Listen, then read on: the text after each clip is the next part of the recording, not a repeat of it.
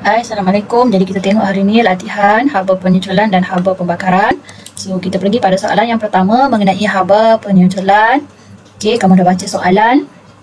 So benda pertama sekali bila kita jumpa soalan, yang pertama sekali kita buat ialah kita highlight dulu apa yang soalan itu minta. Soalan ini minta hitungkan haba penyusulan. So kita kasih highlight supaya kita tak tergelincir nanti. Takut nanti bila dah kira-kira nak cari apa ni. So kita tengok kat sini. Kita nak cari hitungkan haba penyusulan. So soalan pengiraan basically dia ada 4 step. 4 step. So kamu kena ingat apa step yang pertama yang kita sudah buat nota hari tu. Apa step yang pertama? So mari kita tengok untuk cari haba penyusulan. Step pertama kita cari bilangan mol air. Kenapa kita kena cari bilangan mol air? Okey, rujuk balik apa maksud haba penyusulan ni. Apakah maksud dia? Haba penyusulan ialah haba yang dibebaskan apabila 1 mol air terbentuk. Jadi kita kena cari bilangan mol air lah. Sebab dia kata apabila 1 mol air terbentuk. Okey, cuba tengok dalam soalan ini ada dibagi ke air? Tiada kan? Kalau tiada, kita kena bina persamaan kimia seimbang. So, bila kita bina persamaan kimia seimbang, macam ni kita dapat. Okey, kadang-kadang ada pelajar tanya, macam mana cikgu kita nak tahu hasil di belakang ni? Dia tahu bahan, sebab bahan ada dibagi dalam soalan. Kita ada natrium hidroksida, kita ada asid etanuik. Tapi kita tidak tahu dia punya hasil, tak dibagi tahu. So, macam mana cara nak buat? Okey, apabila asid bertindak balas dengan alkali, kita tahu dia akan hasilkan garam dengan air. So, kita letaklah siap-siap air. So, kita pecahkan dia. Natrium dia ada ion natrium dengan ion hidroksida. Asid etanuik dia ada CH3COO dengan H+. So, kita kasih buang dulu ion yang membentuk air. Pasangan yang membentuk air ialah OH dengan H+. Ini pasangan yang bentuk air. So kita buanglah dia, kita bentukkan air. So yang tinggal ini ialah garam lah.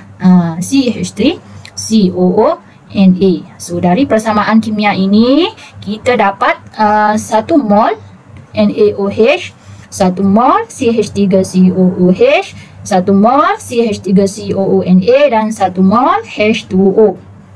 Semuanya 1 mol. Dia punya perkadaran semuanya 1 mol. Step yang kedua, kita cari bilangan mol. Kita cari dulu bilangan mol natrium hidroksida. Mol natrium hidroksida menggunakan formula MV per 1000. So M, kamu dapat 2. V berapa V? Apa 50? Dia kata natrium hidroksida 50 cm padu bahagi 1000. Okey. Kemudian kita cari bilangan mol bagi asid etanuik. Sama juga dia punya formula dan dapat 0.1 mol. Okey, jadi sekarang ini perkadaran kita ialah di antara siapa? Ini kita kasih bulat. Antara natrium hidroksida, asid etanuik dan air. Kita nak cari berapakah bilangan mol air yang terbentuk. So kita buat perkadaran.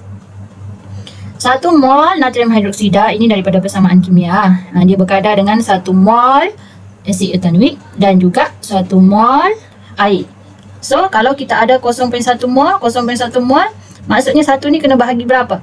Bahagi dengan 10 kan? So, semua ini kita bahagi 10. 1 mol ni bahagi 10. Yang ini pun bahagi 10. So, yang ini pun kena bahagi 10 jugalah. Sebab dua-dua ni bahagi 10. So, bila bahagi 10, 0.1 mol, 0.1 mol dan 0.1 mol air yang terbentuk. Okey. Baru selesai step yang pertama. Step yang kedua, kita cari nilai Q. Q sama dengan MC theta. M kita kamu campur kedua-dua larutan, jadi kamu dapat M-nya ialah 100. C 4.2, theta 12. Macam mana dapat 12? Suhu akhir tolak suhu awal. Suhu akhir berapa? Suhu akhir tengoklah termometer, baca termometer. Suhu akhir kita 40 darjah Celsius. Ini suhu akhir 40 darjah Celsius. Suhu awal ada 2 campuran kan?